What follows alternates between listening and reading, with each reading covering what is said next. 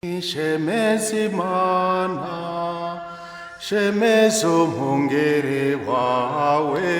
monde tremble, les empires s'effondrent, les puissants chancèrent, mais dans une petite hostie blanche, Dieu est là, vivant, vrai, brillera d'amour pour toi. Dans le silence du tabernacle, un Dieu vivant attend. Il n'est pas une idée, ni un symbole. Il est présent, corps, sang, âme et divinité. Voilà le ministère de l'Eucharistie. Le cardinal Robert Sala, l'homme de prière et de silence, nous rappelle avec puissance.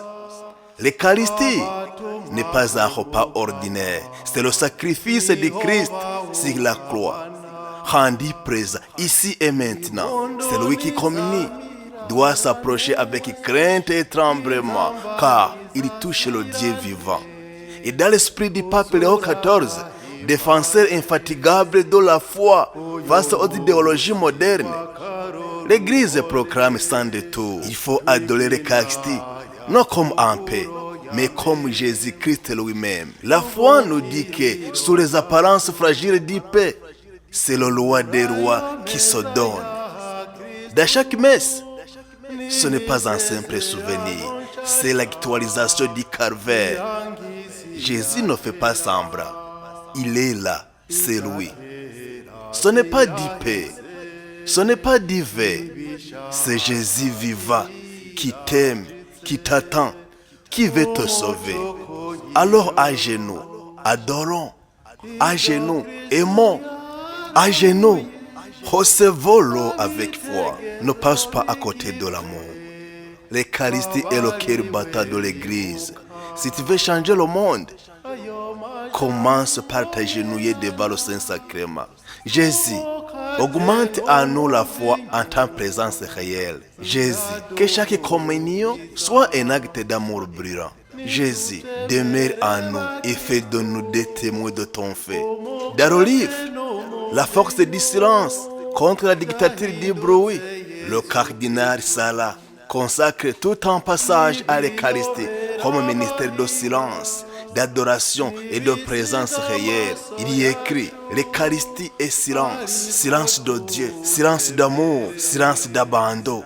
L'Église sommaire lorsque l'Eucharistie n'est plus au centre. Il insiste sur le fait que le respect du silence à la messe, la façon de communier, disons, à genoux et sur la langue, l'adoration eucharistique sont essentiels pour redécouvrir la grandeur du ministère. Dans un autre ouvrage, Dieu ou rien, de 2015, bien que plus large, ce livre contient des passages puissants sur l'Eucharistie. Il y dit: la perte du sens du sacrement conduit à la banalisation de l'Eucharistie. Quand on reçoit Jésus comme un simple morceau de paix, on oublie qu'on communie au Dieu vivant. Le cardinal Robert Sala dit en résumé que l'Eucharistie est réellement Jésus. Pas un symbole, pas un souvenir, c'est Dieu vivant qui se rend présent. Et l'attitude intérieure et extérieure est essentielle, vous le savez. Il appelle à se mettre à genoux, à communier avec respect et à adorer longuement devant le tabernacle. La liturgie doit refléter le mystère. Il critique les habits liturgiques et la négligence dans la célébration de la messe. Il défend la messe traditionnelle en toute forme qui met Dieu au centre et non l'homme. L'Eucharistie est Jésus en personne. Pour le cardinal Robert Sala, l'Eucharistie n'est pas un symbole, ni un simple rite religieux. Il est la présence réelle de Jésus-Christ, corps, sang, âme et divinité, sous les apparences du paix et du vin. Il écrit dans ce livre: dans l'Eucharistie, Dieu est là, tout entier, humble et silencieux, prêt à se livrer. Adorons avec silence et attitude de foi. Faites adoration avec silence et attitude de foi. Il insiste sur le fait que l'attitude intérieure et extérieure envers l'Eucharistie doit être empreinte de silence, d'adoration et de crainte sacrée. Le silence est la condition essentielle pour rencontrer Dieu dans l'Eucharistie. On ne peut pas approcher Jésus comme on va à la boulangerie. On approche Dieu avec tremblement, avec amour, à genoux. La messe alors doit être centrée sur Dieu, pas sur l'homme. Le cardinal Robert Sala dénonce la banalisation de la liturgie et le fait que certaines messes deviennent des spectacles ou des rassemblements centrés sur l'homme. La liturgie n'est pas un lieu de créativité humaine, mais un lieu de rencontre avec le mystère. Si Dieu n'est plus au centre, l'Église meurt.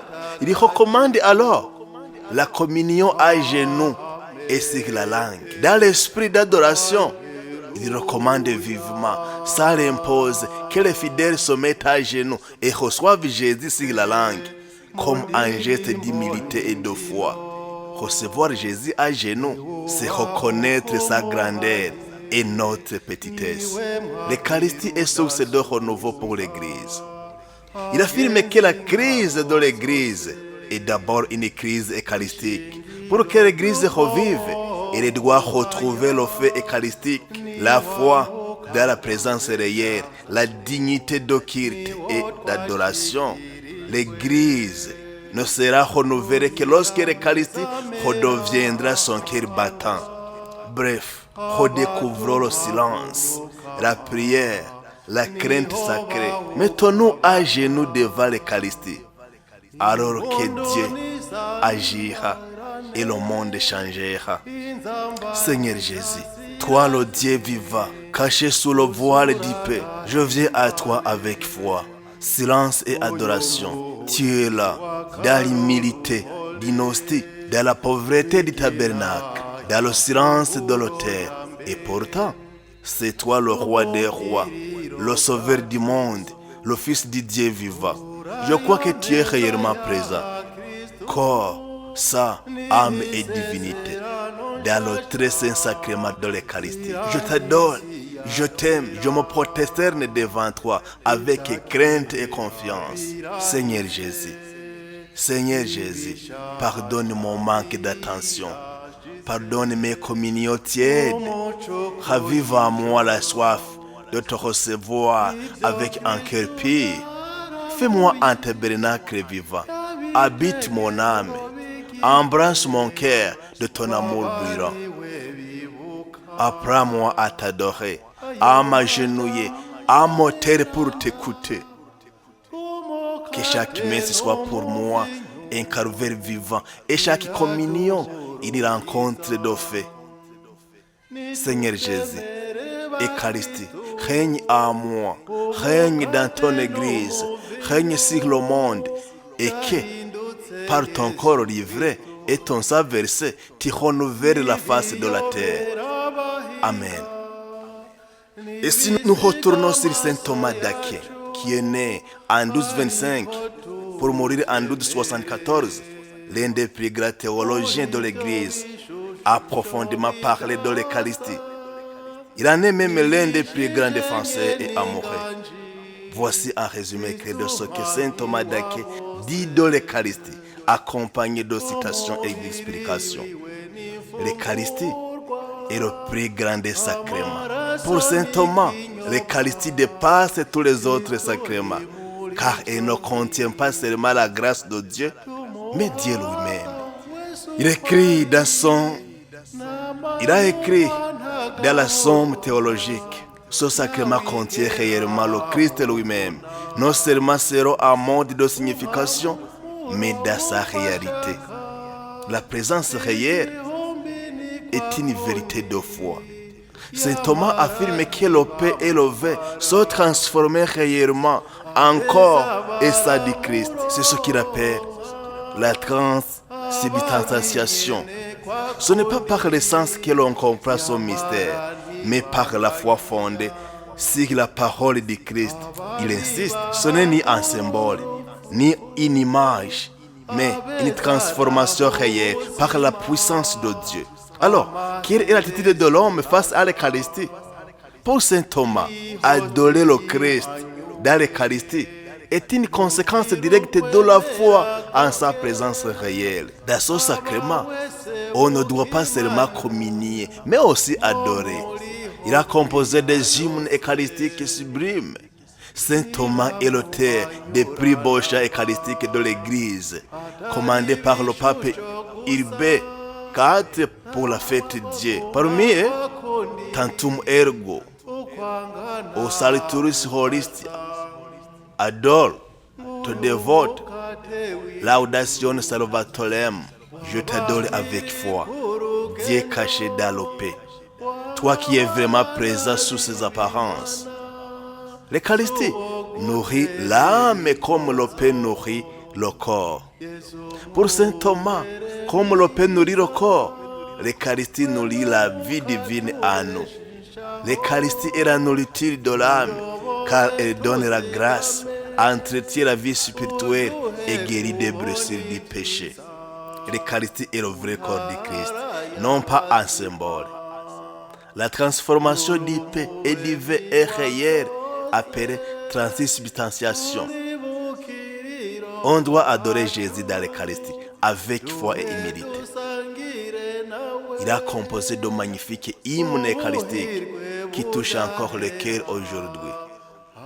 C'est une nourriture divine, essentielle à la vie chrétienne. Je t'adore avec dévotion, divinité cachée. Seigneur Jésus, véritable Dieu et véritable homme, présent dans le très saint sacrement de l'autel, je t'adore avec foi, amour et tremblement.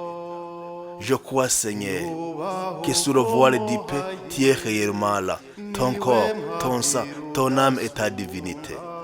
Mes yeux ne voient que le paix. Mes sens sont impuissants, mais mon cœur s'incline devant ta parole. Ceci est mon corps, et je crois sans comprendre. Donne-moi, ô Jésus très doux, une foi plus forte, un amour plus pur, une humilité plus vraie. Toi, le Père des anges, nourris mon âme affamée. Toi, le médecin céleste, guéris mes blessures cachées. Fais que je te reçoive avec respect, que je te regarde avec amour, et que je ne te perde jamais par le péché. Accorde-moi à la fin de ma vie de te voir sans voile, face à face, dans la lumière éternelle de ton royaume. Amen.